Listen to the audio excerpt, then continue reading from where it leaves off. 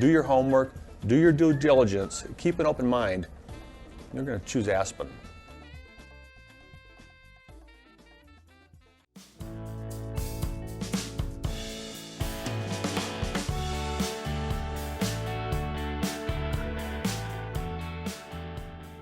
I'd like to make sure that you understand what I consider to be two primary analytical tools. These analytical tools aren't taught in school.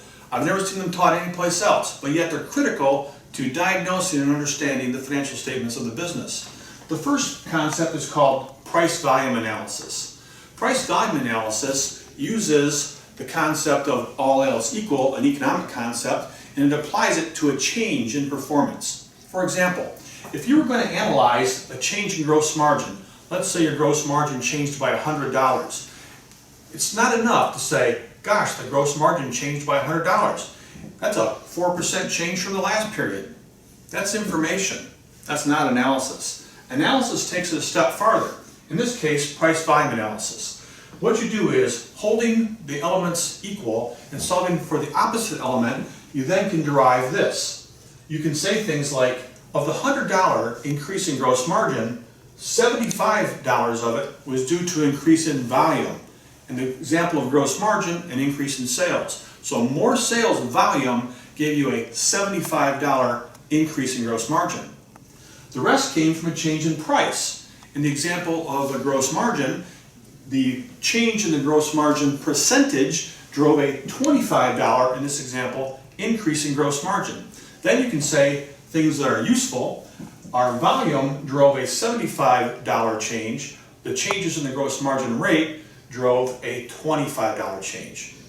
This concept is applicable to any financial concept where you want to explain a difference period to period. For example, if you said, my salary's increased by $300, that's not very useful. It's not actionable. As a financial person, you want to give owners actionable data. It's much more useful to say, of the $300 in salary increase expense, $200 were for those two people that we hired, and the other 100 came from raises that we gave equal to 1.2% of overall salary. Therefore, I can say definitively, quantitatively, very accurately, that of the $300 increase in salary expense, 200 was from headcount and another 100 was from rate.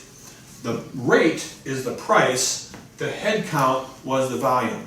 And you can do this on any financial technique, and it's a tool that you should add to your tool set. It's very helpful. The next tool that you should use is called a bridge. A bridge is very simple. A bridge takes you from where you are to where you want to be, or it takes you from where you were to where you are. It simply takes you from a gap. The purpose of a bridge is to succinctly define and describe what happened in a period.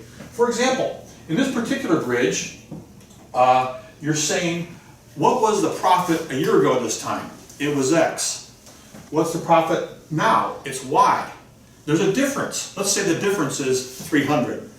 Now you define and describe the elements that gave the change. Well, your big ones, of course, are your sales volume. So you say, my sales changed my profit by this much.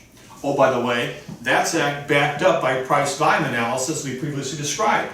So in this case, we know how much has changed due to sales. You do the same thing for parts. You do the same thing for service. Those are the main drivers of gross margin. But there's more. You have all the expenses. Well, vehicle expense was up. Salary expense was down. Advertising expense was up. Warranty expense was down. You go through the thing. You don't do every single expense. That would take all day.